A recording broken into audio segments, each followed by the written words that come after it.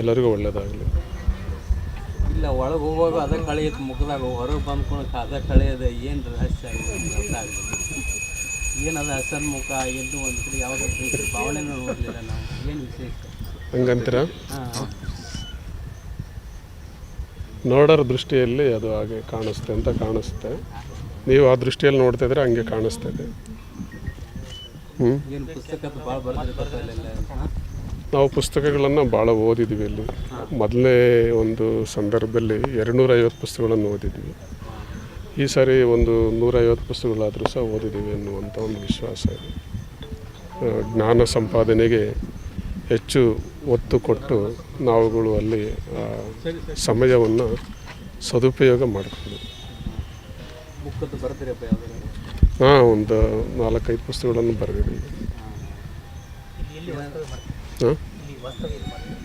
ಇಲ್ಲಿ ಶಿವಯೋಗ ಆಶ್ರಮದಲ್ಲಿ ಬರ್ಬೋದು, ಏನು ತೊಂದರೆ ಇಲ್ಲ. ಭಕ್ತರಿಗೋಸ್ಕರವಾಗಿ ನಾವಿರೋದಲ್ಲ.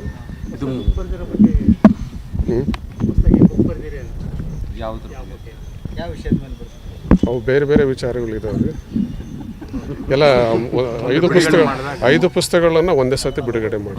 ಒಂದು ಜಯ, ಮೊದಲನೇ ಜಯ ಅಂತ ಅನಿಸ್ತದೆ ಬಿಡುಗಡೆ ಎಲ್ಲ. ನಿಮ್ಮ ಭಾವನೆ ದೊಡ್ಡದು.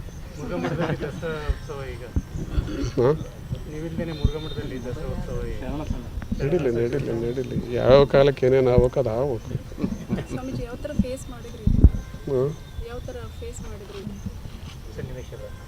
ಧೈರ್ಯ, ಸ್ಥೈರ್ಯ, ಸಹನೆ.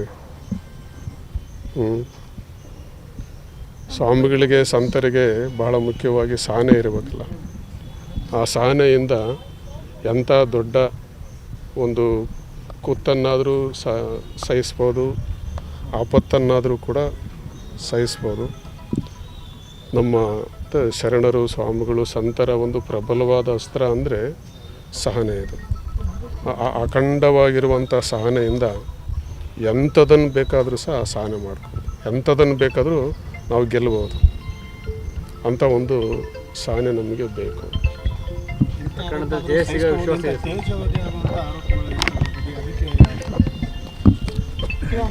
ಬೇರೆದ್ರಾಗೆಲ್ಲ ಸಹನೆಯನ್ನು ತಂದ್ಕೊತೀವಿ ಅಂದರೆ ಅಂಥದ್ರಾಗೂ ನಾವು ಸಹನೆಯನ್ನು ತಂದ್ಕೋಬೇಕು.